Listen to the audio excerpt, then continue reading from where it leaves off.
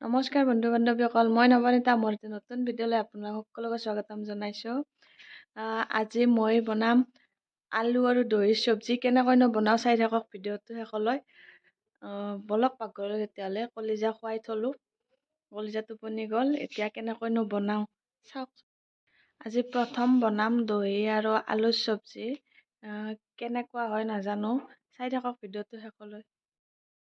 মই ইয়াতে ডাঙৰ চাইজৰ 5টা আলু লৈছোঁ। আলুখিনিৰ বাকলিখিনি এৰাই ল'ম, গোটেইখিনি চাফা কৰি একদম গোটেইকেইটা আলুৰে।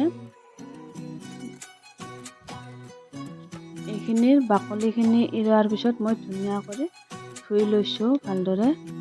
ধুই লৈ এইখিনি এটা আলু 8 পিচ হোৱা কৰি পিচ কৰি কাটি লৈছোঁ।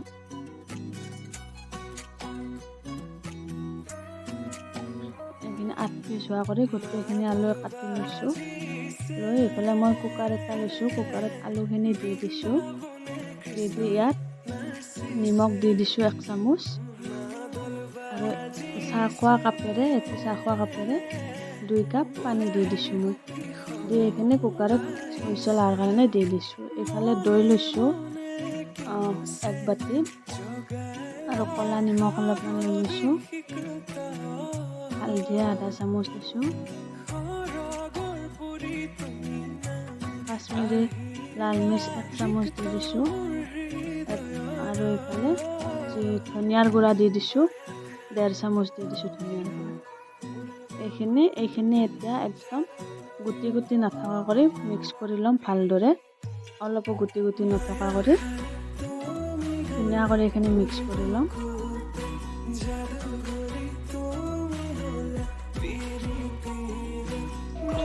আলুখিনি এটা চিটি যোৱাৰ পিছত ঠাণ্ডা হ'বৰ কাৰণে 10 মিনিট ৰাখি দিছোঁ।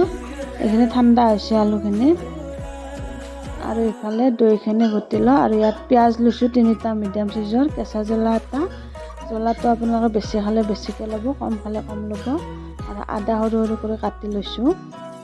কেৰাহীখন গৰম হ'ব দিছোঁ। দি তাতে মিঠাতেল দি দিছোঁ।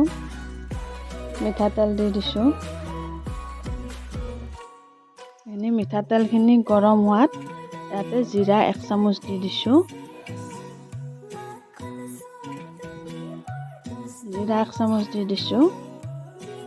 কাটি থোৱা আদাখিনি আৰু জ্বলাখিনি দি দিছোঁ ইয়াতে।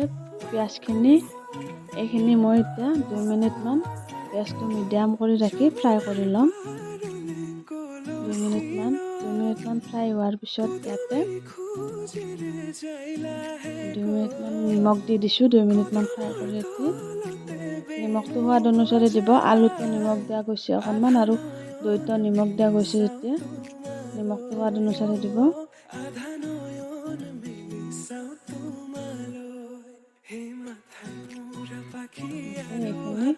এতিয়া দৈখিনি ইয়াতে দি দিম। মিক্স কৰি থৈ দিয়া দৈখিনি ইয়াতে দি দিম। গেছটো মিডিয়াম কৰি ৰাখি এইখিনি মই 4-5 মিনিটমান ভালকৈ উতলিব দিছোঁ। লাৰি আছোঁ। এইখিনি 4-5 মিনিটমান পিছত সিজাই থোৱা আলুখিনি ইয়াতে দি দিছোঁ।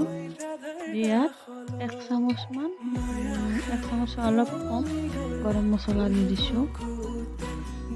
1 চামুচৰ কম গৰম মছলা দি দিছোঁ। এইখিনি মই আৰু 10 মিনিটমান গেছটো মিডিয়াম কৰি ৰাখি উতলিব দিম। খাবলৈ কিন্তু বিৰাট সোৱাদ লগা হৈছিল। আপোনালোকে বনাই খাবচোন, খাই কেনেকুৱা লাগে জনাব কমেণ্ট কৰি। ওপৰৰ পৰা কেঁচা ধনিয়া দি দিছোঁ। এইখিনি ৰেডি।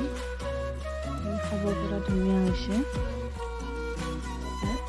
টেষ্টটো কিন্তু ধুনীয়া হৈছিলে। মোক কমেণ্ট কৰি জনাব আপোনালোকে বনাই খাই কেনেকুৱা পায়। যদি মোৰ ভিডিঅ'টো চাই ভাল পায়, লাইক, কমেণ্ট, শ্বেয়াৰ, ছাবস্ক্ৰাইব কৰি দিব। বাই বাই বন্ধু বান্ধৱীসকল।